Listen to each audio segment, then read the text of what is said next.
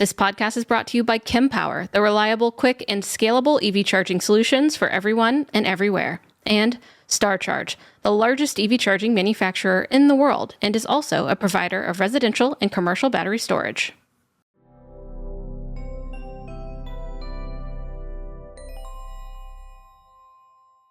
Hello, everyone, and welcome back to the Out of Spec podcast. I'm Francie. You probably know me by now, but if you don't, I tend to host these podcasts over here and work to bring you up to date on all the electric happenings in our world as best as I can. Today, I am joined by David Richardson, co-founder of the company Elephant Energy, which is headquartered out of the Denver, Colorado area. And you're here to talk all about your company, your mission and goals, and share your expertise with us when it comes to making our homes electric. So welcome, DR, aka DR is how I know you, really. Thank you, Francie. We're super excited to be here. Good. Yeah, it's great to have you. I know we met over the phone maybe a year ago now, after I was linked with you through my old EVgo colleague. So it's great, right, for this to come kind of to a different part of the circle and to speak to you again in a new way. But I've been familiar, with your work at Elephant Energy for a bit now. So I'm excited to dive even more into the details and share it with our audience as well. So thank you. I'd love to start out by understanding the mission and goals of Elephant Energy. Set the stage. What's the core of your work? And specifically, you have the interesting perspective of being a co-founder. So what made you want to found this company? Sure. Well, taking a quick step back, Francie. So my background is in climate tech and private equity, really. I spent about a decade at a firm called Vision Ridge Partners here in Colorado, where we invested in sustainable assets and sustainable infrastructure. So companies like EVgo, we owned EVgo for a number of years. We owned solar projects. The firm today owns electric school buses, Norwegian electric ferries. So all sorts of really cool assets and asset-based companies at the center of the energy transition. And assets are super important, right? From a climate perspective, we have to rethink and deploy new infrastructure across most all areas of the economy. And so as a result, we have to replace those assets, and we need thoughtful investors, folks like Vision Ridge, to be at the forefront of deploying that infrastructure. So I spent about a decade doing that, really loved the work, got to work with a bunch of really cool entrepreneurs who were literally building the future, a decarbonized society. And after doing that for a long time, I realized that I kind of wanted to try that myself. And so I left to start Elephant Energy. Elephant Energy, the whole idea is that from an emissions and energy perspective, we have to do four really big things as a society. We have to deploy more wind and solar. We have to manage the volatility of wind and solar, right? The sun doesn't always shine, the wind doesn't always blow. We have to deploy a whole lot of electric vehicles, and we have to electrify buildings. And that fourth one is a little bit behind the rest of them. We are not making enough progress anywhere near fast enough on electrifying buildings, especially for the homeowner, the residential segment. And yet the technology is advanced. You look at a place like Norway, and in Norway, they have about 70+% penetration of heat pumps. And yet here in the US, and especially in cold climates like Colorado or Massachusetts, it's less than 5%. And so how do we go from 5% of homes using heat pumps to 95% of homes using heat pumps? We think there's an opportunity for companies like Elephant Energy to just make that a really easy prospect for homeowners across the country. Great. Yeah. I mean, it is interesting always to be like, we have the technology to get there. It just hasn't been deployed. So then companies like you, startups, whatever it is, sometimes, federal initiatives as well have to step in, but there is power in the private sector, kind of how you're speaking to, that can perhaps work a little bit faster than maybe policy changes or government incentives, because some of the strengths of private enterprise can come in. So when it comes to what your team looks like to get this done, I know that you, of course, have partners, but how can you differentiate kind of the roles that are within your company, your core team, to get this done versus the partnerships that you would take on to complete a project? Yeah, no, of course. Great question. So, right now at our company, I'll split it into sort of 5 groups. The first group is our sales team. They're working very closely with homeowners to diagnose for your custom, every home sort of custom over the years for your home. What do you need? Do you have a gas furnace that needs to be replaced with a heat pump? Do you have a gas water heater that you want to replace with a heat pump water heater?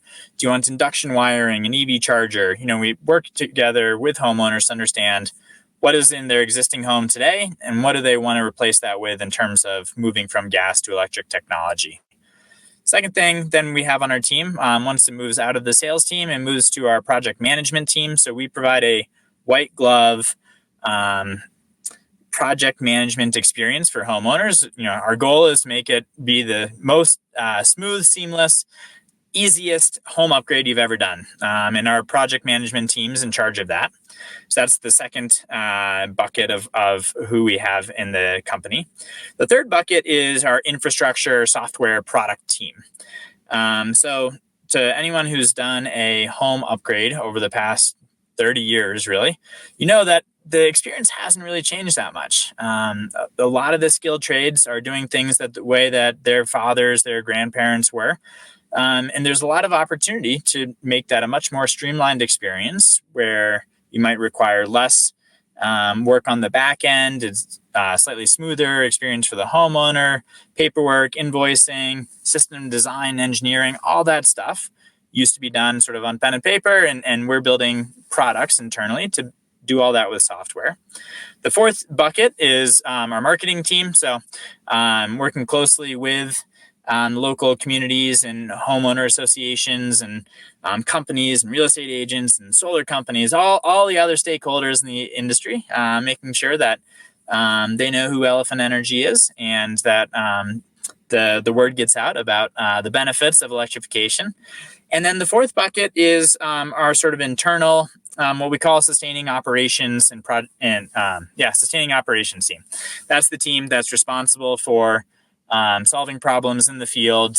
Sometimes it's installing equipment, sometimes it's managing and ensuring that systems were installed correctly, just making sure that our homeowners have an amazing experience with us. So those are the main buckets at Elephant. Of course, there's a little bit of corporate, some dead weight like myself and my co-founder, but majority are sort of on the front lines, electrifying homes every single day. Thank you. I like to get a picture of kind of how it's working internally and which teams you've found, most important to grow as you're beginning, and growing. Not that you're like super at the beginning, but you're still making your big footprint and going on that. And I'd love to, so we have a picture of Elephant Energy, and I'd love to stay a little bit big picture before we kind of zoom in a bit more and dive into the intricacies of your work. And I'm always thinking, about the grid, right? If we're going to have more and more pressure on the electric grid, what does that mean? And especially as we electrify homes. So I'd love to know what you've been able to learn through all of your experience about our power grid coast to coast, or even in just Colorado, that has colored your perspective on how we produce, distribute, transmit, and use energy, and how that has changed into 2024. And, of course, you consider that in your work with Elephant Energy, I'm sure. That's a really good question. And in my previous life, I spent a lot of time thinking about the grid. I candidly haven't spent a ton of time thinking about it recently. Look, here's what I can tell you. We swap out gas appliances with electric appliances, and both those require energy. And heat pumps tend to be super, super efficient. So we are reducing the amount of gas to the gas distribution grid, and we're instead replacing that with a lot of electrons. But because heat pumps are so efficient, we actually use a whole lot less total energy. So we're actually reducing the impact net across the grid, right? We're using less gas and replacing that with electrons, but because heat pumps are so efficient, we use fewer electrons. But we still are increasing the total electrons required for the grid. And in many homes, right, if we're replacing a gas furnace with a heat pump, we can be doubling the total electrical usage for a home. So that certainly has grid implications. A lot of our homeowners have solar on their rooftops. In the winter, that solar is not producing a whole lot of solar on their roof. We are using a lot of energy for the heat pump. So that electricity has to come from somewhere. Here in Colorado, that's typically coming from coal plants, from gas plants, and increasingly wind and solar plants. And then in the summer, right, heat pumps are typically operating when the sun is shining the most. And that's, coming more and more from solar these days in a place like Colorado. So what we found, total carbon emissions go down when we are installing a heat pump. Sure, we're getting rid of the gas, and that's really helpful. We're also replacing that with electrons. Sometimes those electrons come from coal plants, so it's not perfect. But over the course of an entire year, we do find that the emissions are going down. And these assets, what's really nice about them is that they're a little bit more dispatchable than your old gas furnace. So we're installing smart thermostats with almost all of our installations. And those smart thermostats in the future can be used to dispatch when is the heat pump want to operate. So can a utility in the future work with Elephant and our customers to be saying, hey, we have a bunch of wind right now. Let's turn on all the heat pumps and preheat a home in the winter. Hey, we've got a bunch of solar right now. Let's pre-cool a house before the sun goes behind a cloud or something like that. So we're trying to make sure that our systems are fully future-proofed for both our homeowners and for utility stakeholders that are seeing the benefit from an electrons perspective of all these heat pumps coming onto the grid. Is that starting to answer your question, Francie? Yes, and of course, there's a lot of ways to make a smart home and optimize and use the software and the tools and measure. And I'm wondering how you're measuring the emissions from homes when you're able to say that it did take it down. Where are those metrics coming from? Yeah, so we've done a bunch of research from mostly third-party research reports that sort of show here's what the total electrical usage is before we install a system. How about after we install a system? What was the gas usage beforehand? What was the gas usage afterwards? And we sort of know what the carbon intensity is of electrons on the grid. Excel reports that out through the EIA. And then the gas, the methane flowing through the pipes, we already know what the carbon emissions of that is. So we're relying primarily on third-party research reports and then verifying that the system, is providing the heating that it needs to with homeowners. Same thing with heat pump water heaters. We're measuring the efficacy of that all through sort of third-party validated studies. Okay. So I'm starting to think, okay, how does this process go? And then hopefully you can paint a picture of what does a non-electrified home look like today compared to an electrified home? Yeah, great. So my home 3 years ago was a non-electrified home. I had a gas furnace. I had a gas water heater. I had a gas stove, a gas fireplace, gas car. And I think that's it. I think those are all the appliances I had. So every home, right? This is turning that infrastructure over in every home is pretty expensive. And so what we typically are working with homeowners to do is let's figure out how old those appliances are. And when they're ready to be retired, when they're ready to be replaced, don't replace it with a gas appliance, replace it with an electric appliance. So over the course of the years, what I've done is I've replaced my I've replaced my gas furnace with a heat pump that provides both heating and cooling. Replacing the gas water heater with a heat pump water heater that takes heat from the surrounding air, heats up water inside the tank, provides nice hot showers at about half the cost of a gas water heater. Replacing the gas stove with induction, which if you've used gas before, it's awesome because you get that pinpoint temperature control. Induction's like the next level of that. It's safe. You can touch it and it doesn't actually hurt you. Nothing ever catches on fire because there's no flame. It transfers heat directly to your pots and pans. So there's no wasted heat coming around the stove. If you ever try to cook something in the middle of the summer, that experience is pretty miserable. Instead, induction just transfers that heat way more efficiently with that same pinpoint control to your food. And then gas fireplace, that one's actually a little tricky. There are electric fireplaces. They are starting to look more and more like the real thing. They don't always produce the same amount of heat. So I'm still working with my partner on replacing that one, but that'll be the last gas appliance in my house. And then outside the house, of course, are the cars. We've been able to replace some old cars that we had with new electric ones. And if you haven't driven an EV, they're an absolute pleasure to drive. So we've been lucky to transfer those over. Cool. Wow. So you went through the whole experience yourself, minus the fireplace, which, I mean, there's nothing like a wood burning fireplace either. I know, I know. But Real here in warmth. Colorado, right, from air quality and Yeah. fire issues, we can't be retrofitting with gas fireplaces, unfortunately. Yeah, no, totally. Okay, so like a whole transition, and that makes me think, yes, being climate friendly, being climate conscious, I'm sure is a part of the motivation for a lot of your customers in their decision making, but also perhaps I think you've got to be motivated by cost savings. But then again, there seems to be a lot of upfront costs. So how do you balance the, even the sell of it, really, that it's also with EVs kind of like, yeah, it might be at a premium price, but you're going to save that money and time. How do people come to understand and realize those cost savings? Or is it more of a staged approach, like you said, wait till things, die naturally and then replace them, and perhaps you can budget along the way? Yeah. So look, we are almost never advocating for preemptive or proactive replacement. We really want to work with homeowners when these assets in their home are ready to be replaced. So a car, right? If you have a gas car, you replace it with an electric vehicle, the electric vehicle is going to cost more upfront usually, but it's going to save you a whole lot of money because those electrons are way less expensive than gasoline at the pump. That's across the country. There's been lots of research about that. A heat pump's a little bit different, right? A heat pump costs less. Sorry, let me say it differently. It costs more today than a gas furnace plus an air conditioner.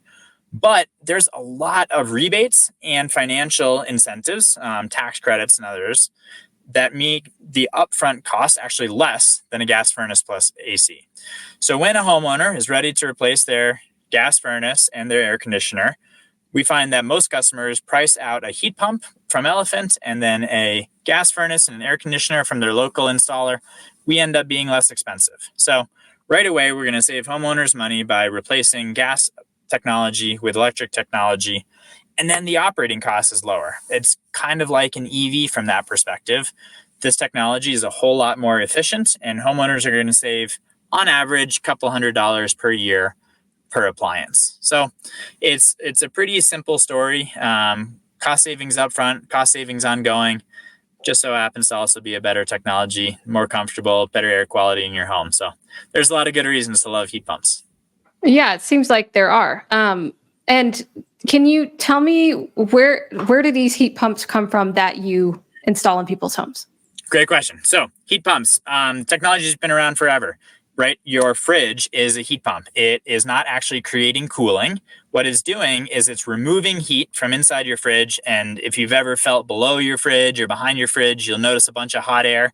That was inside your fridge, and the fridge has just brought it outside. So a heat pump's doing the exact same thing. An air conditioner is also a heat pump. What's different is that it now works in reverse. Not only does it work in reverse, it works at really cold temperatures. So in a place like Colorado, it gets really cold. This past January, it got down to -13 for a lot of the Front Range. Yeah, that was Same crazy. thing in December of 21, right? It gets really cold. Negative double-digit Fahrenheit temperatures are something that happen with some frequency. And the heat pumps only just recently are able to keep up with that type of really cold temperature outside, and yet still able to keep a house at 70 degrees inside in the dead of winter. So it's a really cool technology. It's improved in its efficiency a lot over the years and now works at really cold temperatures. We primarily install Mitsubishi cold climate heat pumps because they have some of the best cold weather performance. There are other brands that have really good heat pumps. Daikin, as an example, is the largest heat pump manufacturer in the world, I think. They don't have a great cold weather technology, so we don't install a lot of them in Colorado. But in other places like Texas and California, they're an amazing technology. So we at Elephant are technology agnostic, mostly just focus on what's the best for your home in really cold climates. Okay, makes sense. I'm sure you did. Or maybe you can tell me about like the research that you did to decide, is it just like, well, they proved that they can make the best technology that's fitting the needs of our customers? That's basically it. There's a number of third-party resources that evaluate how much heat a heat pump can put out at 5 degrees Fahrenheit. So Energy Star from the federal government measures that.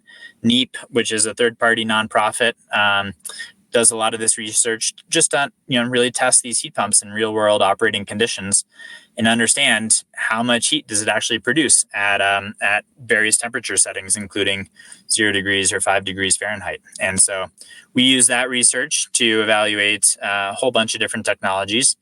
And we've installed we've installed Mitsubishi's, we've installed Bosch's. There's a number of other brands that have good cold weather performance, but we found for our customers, Mitsubishi is usually a great fit. Okay. So say all of my appliances are ready to be replaced and I just have to pick which one is the first one to replace. What would you suggest? Would it just be off the bat heat pump, or is there more to consider? So look, it really depends on if they're all literally about to break, you might need to do them all. You might need to do them all. And so then it depends on your budget. And it depends a little bit on your risk tolerance, right? If your existing gas furnace is about to break and it's April, you're probably okay for a while. It's not going to get very cold. Instead, you might prioritize your water heater. If your water heater breaks and it leaks, that's a really bad outcome for your house. On the other hand, if it's January and you need your heating for the next 3 months here in Colorado or Massachusetts, wherever you are, you might want to prioritize replacing that furnace with a heat pump. It really is going to be dependent on your home and your specific budget and considerations. And companies like Elephant are trying to make that really simple and easy for you as a homeowner. Of course, I'm sure you'd aim to do that, make it as simple a process as possible. And you've mentioned, of course, you're based out of Colorado. You've also mentioned Massachusetts. And one, why there? But also, do you think that this, if we need to electrify, we need to bring down our emissions? Is models like this, or even just electrifying my home, really only going to happen widespread across the state if my state has incentives to support that? Great question. No. So what we've seen actually is for the past 2 years across the country, heat pumps have outsold furnaces. So this is a technology that a lot more people are realizing is an amazing solution technology for their home. The challenge has been that most of those installs, most of those sales happen in warm climates. The Southeast here in the US has very high penetration of heat pumps because it doesn't get that cold there. And so the existing technology that worked before has worked pretty well there. What's new is that this technology now works in cold climates, and yet the skilled trades, the HVAC and plumbing and electrical trades, have been a little bit slower to adopt this technology we find in northern climates. And because it gets so cold, you do need higher performance equipment. So both those things have increased costs versus a heat pump installation in, say, Florida. And as a result, you need companies like Elephant and rebates to really help make the financial picture work and the streamlined, simple process for homeowners. The good news, right? The good news is the federal government has acknowledged that heat pumps are a very important technology for the next couple of decades. And the IRA, right, the Inflation Reduction Act, the country's largest investment in climate resiliency ever. So we're big fans of the IRA here. One of the components of the IRA is $8.8 billion for direct cash subsidies for electrifying homes.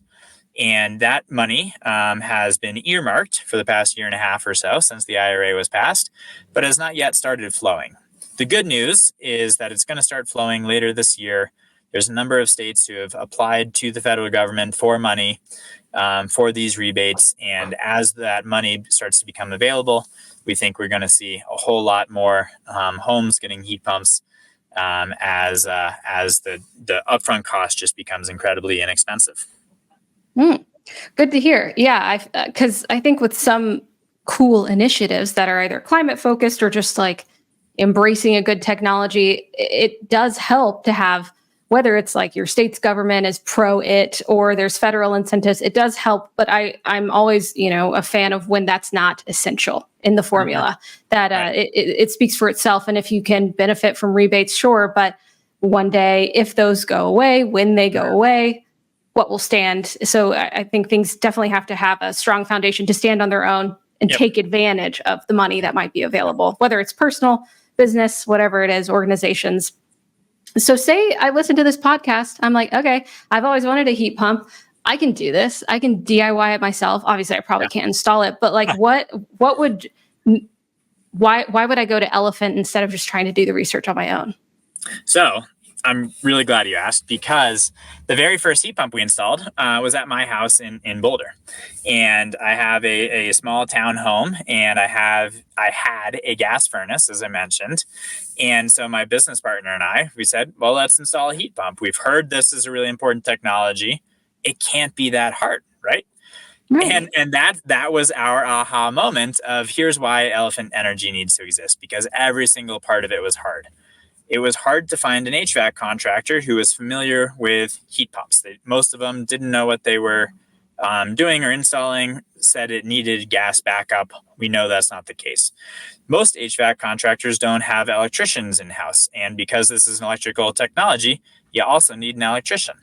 Most HVAC contractors weren't familiar with Mitsubishi equipment or didn't know how to design specifically for cold climate equipment. They didn't know how much heat my home would actually need in the coldest winter nights. They didn't know how to qualify that equipment for rebates. Did I need to qualify as the homeowner? Did the contractor need to qualify? Could I get it before I installed the equipment? Does it come afterwards? Who gets the rebate? Every single part of that process was really difficult. And so when my business partner Josh and I were installing that heat pump, we really realized this is the opportunity, is because it's so hard. There's a lot of messy, difficult parts. If you just need a furnace swap out, the industry is very good at replacing furnaces with new gas furnaces. Unfortunately, they need companies like Elephant Energy right now to streamline the entire process for heat pumps. It makes sense.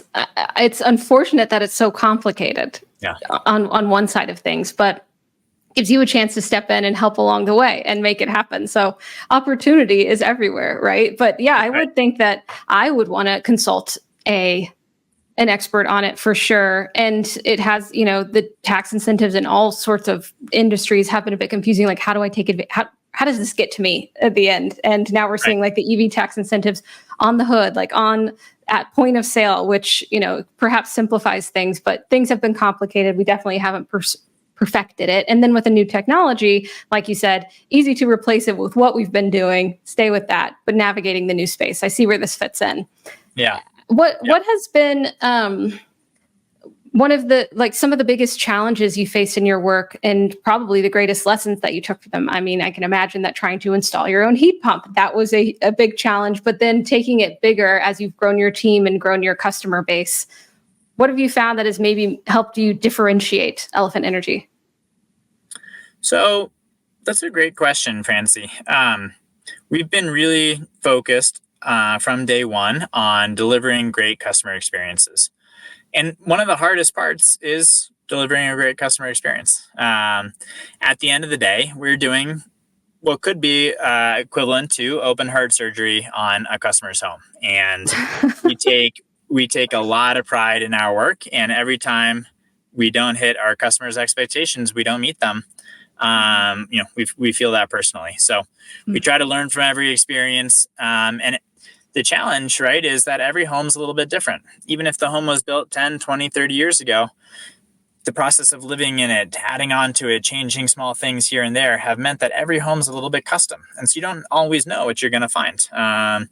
We've found, I won't get into all the things that we've found in gas infrastructure, but, it's very hard to not be a super premium brand, right? Our goal is to make electrification as accessible and as affordable as possible. And we also want to make a margin, of course, as a business. And some things, we don't always go our way. So it's been a really great learning experience to be working closely with homeowners, making sure that they're getting what they feel like they paid for, and also balancing that with it's hard It's hard to do open heart surgery in people's homes. And I've got a lot of empathy and respect for folks who have built successful businesses in the trades because it's difficult. Yeah, that's true. There's such a personal relationship with someone in their home. And to give you the chance to come in and be a part of the transition, it's a lot of pressure and, a lot of pain points, I'm sure, and chances where it can go wrong, whether, it goes big wrong or small wrong. It can definitely be a huge lesson maker for sure. Have you found that most of your customers are EV people? That like EVs somehow work into it, or is it just everyday? Well, everyone's everyday people, but you know what I'm saying. Yeah. So look, I think most of our customers have had what we call their electrification light bulb moment. They either have solar on their roof or they've thought about it. They'd like to get it at some point. They either have an EV. Most of our earlier customers had an EV, and now we have a lot of customers who don't have an EV, but are thinking about getting an EV. So they've all had this electrification light bulb moment where they know that you can power your own home with new technology. You can power your car with more sustainable technology. They get that electric technology is the future, and they want to make that same upgrade to their home. So a lot of our customers certainly are either existing EV customers or aspiring EV customers. Okay. I would say that kind of goes along with, especially if you have, or you're building your own microgrid at your home. Right. It tends to go along with, why not just have a big giant battery on wheels as well to store it all? Of course. And look, of course, there's a lot of other similarities too. A lot of the benefit of electric vehicles is that they're quieter, they're faster, they're more comfortable, and they don't pollute the air in your community. And we find all those attributes are the exact same for a heat pump. It's quieter. It heats your homes much more evenly. It's typically lower operating cost, and it's not polluting in your local community. Definitely. You do focus on the climate part of things, which I love. And I've also found that it has to be balanced, of course, with a good business case, right? Yeah. So I think that especially in Colorado, I've found like a lot of people are mindful of the climate. I think that's a part of the conversation at every point. Of course, it can get divisive, but then when it comes along with, well, it's even more efficient, well, there's cost savings, like you can find a benefit whether or not, you're that passionate about the climate, which of course, I think everyone should be. Do you have unique strategies that you're employing to set yourself apart from others working in this space? That's a great question. So let me say the three things that have just been really, really important to us. And it all comes from how do we deliver a great customer experience. So the first thing is building science. Building science is hard. How do you actually model the heating load of your home? It's a really important data point for electrifying a home. And yet the industry hasn't created a whole bunch of tooling to make that simple or easy. So we've created our own custom tools in home at Elephant. And that gives us a lot of confidence that when we're installing a piece of equipment for a customer, we know it's going to keep them warm when it's negative 13 degrees Fahrenheit outside. So that building science side has been really important and core to Elephant Energy. The second piece is that our model is to work closely with vetted contractors.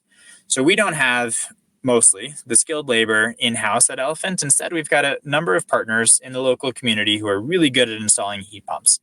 And our goal as a startup is to help them run their business better.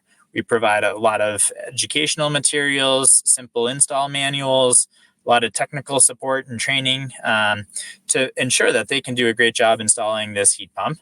And also, work to create more jobs within that local community. Rather than replacing those jobs, we want to work with the existing trades out there. And the third thing is that financial rebates and incentives. So if you live in Boulder, as an example, there's a separate rebate for the city of Boulder, from the city of Boulder, the city or the county of Boulder. There's a utility rebate. There's a state tax credit. There's a federal tax credit. There's soon to be federal IRA dollars. That's all if you're in Boulder. It's very different if you're in Broomfield. It's different if you're in Golden, if you're in Denver, if you're in Boston. And all that is really hard. And yet it's for a company like Elephant, we can build databases and software tools to make that selection of which equipment should I choose based on which rebates am I going to get all really, really easy. So those are the three things that we find have enabled us to create great customer experiences: is being really good at the building science, working closely with local vetted contractors, and being really good at fronting and simplifying the rebate process for customers and ensuring they're getting the most rebates possible.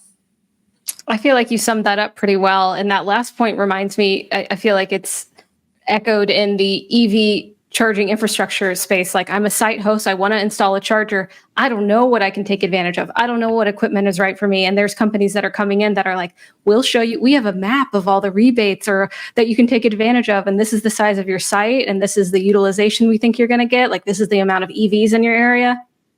I mean, very, very valuable to just really simplify the complicated process and put all that data in a localized spot that you can translate it all to someone who's just trying to get something done. Yeah, that's exactly right. That's exactly right. And this is kind of a little bit of a divergent thing, but I did want to ask it because I've lived in mostly really old homes. And, I mean, I'm in one right now that uses radiators, which is, I haven't lived with an old radiator in a while. Man, these are like, they were saying these are like from the 80s. And they can be loud. But have you found it like, and maybe it's just simple. Yeah, newer homes are easier to retrofit than older homes, but is there a distinct difference, or am I on track? Is that wrong? Because of our building science approach, they're all about the same. So, new homes might be a little bit more airtight. They might have a little bit lower heating load on average. New homes are often bigger. New homes might have all the mechanicals squeezed into a tiny little mechanical closet, which makes it really hard for the trades to actually work in those mechanical closets. So, look, at the end of the day, every home is a little bit custom, and we've had some incredibly easy old homes to retrofit. We've had some incredibly difficult new homes to retrofit, and the reverse could be said of both. So it really is just, trying to figure out for that specific home, what's the custom plan that we can create, make it as simple as possible. Cool. Unique to each home.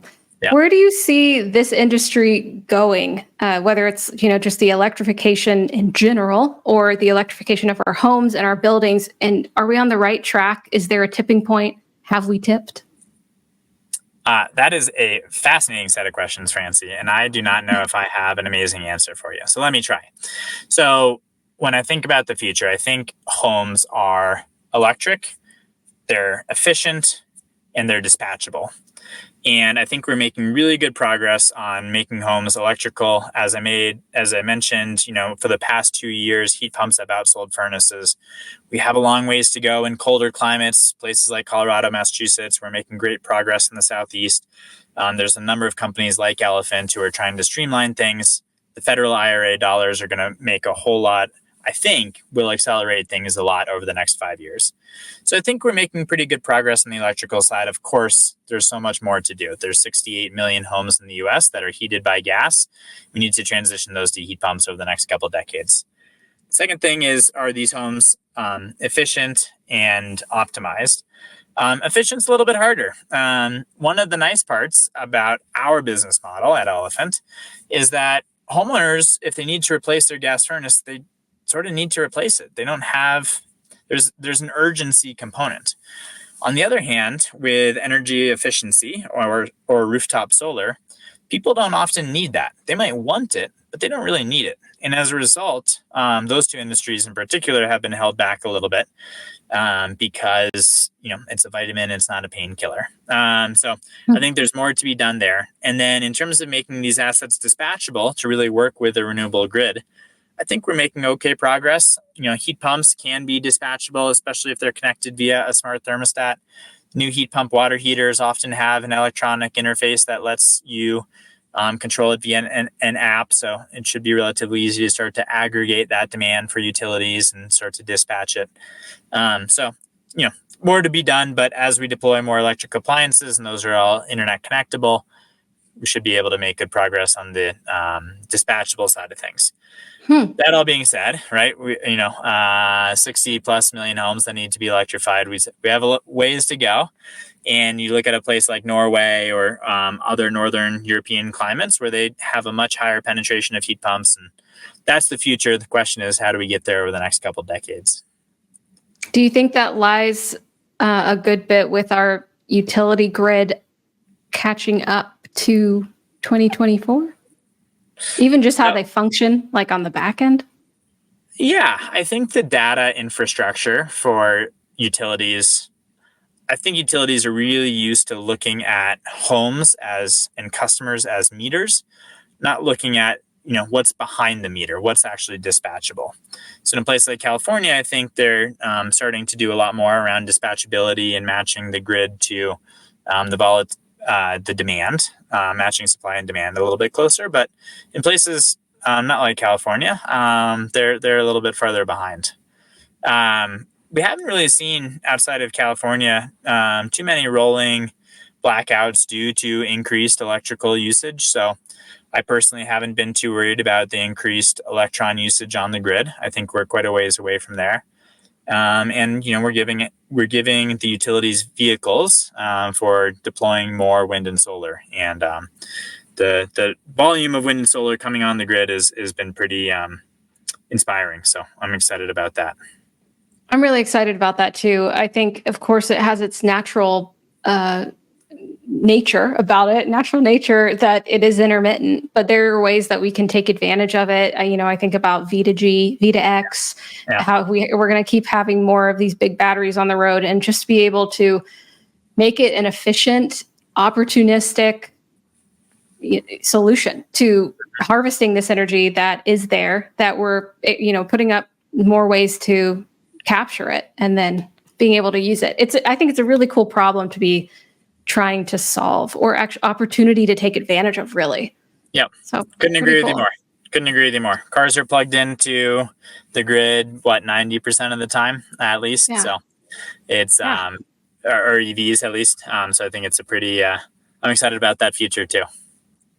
Really cool. Thank you, DR. I asked you this at the end of our call like a year ago, but I'd love to ask you again. Yeah. What motivates you as co-founder to continue pushing forward with Elephant and build your team and your business and just carry on day to day with your mission there? Great question. I think from the macro perspective, I've always been motivated by climate. How do I use my career and how I spend my days on making the biggest impact I can on this? It's a big tragedy, the commons problem, climate change. And I think we need a whole lot smarter people than myself working on it. And if I can contribute in some small way, that motivates me. On the day-to-day basis, I've been so happy and just fulfilled, I guess is the right way to put it, by having happy homeowners. We have a lot of customers who have said, it's the easiest upgrade they've ever done. They're just so totally excited to have a much more efficient, easier to operate, quieter, more comfortable heat pump. And of course, I'm doing it for the climate, but just to have all that amazing customer feedback, we've been really lucky. And we've got an amazing team bringing that to life day to day, and getting to work with them and work with our customers every single day has been a surprisingly amazing upside that I've really enjoyed. Good. That tangible, measurable success of the work that you're doing. Exactly. Seeing it work. I know how rewarding that can be when your hands have created this fruitful harvest for other people and you're sharing it. So really cool. I loved diving into even more details about Elephant with you. And I really appreciate your time and energy coming onto the Out of Spec podcast. I think our audience will enjoy it. I'll encourage everyone to ask DR some questions in the comments. Of course, you can visit their page. Y'all function out of Colorado. You've mentioned Massachusetts. Are you limited to those states? We're in those states right now. More coming later this year, though, so stay tuned. Stay tuned. We'll have to give an update. Thank you so much, DR. Is there anything else you would want folks to know after listening to this podcast? No, check us out at elephantenergy.com. Give us feedback. Let us know what we can do to help you make your home more climate friendly. It'd be awesome. Yeah, I'd love to see if anyone has that's listening has worked with y'all already or is like, oh, perfect. This is exactly what I need. That'd be amazing. That'd be amazing. Thank you again so much. And thank you, everyone, for plugging in with us today for this episode of the Out of Spec podcast. We will see you next time. Have a great rest of your day. Bye-bye. Bye, Francie. Thank you so much.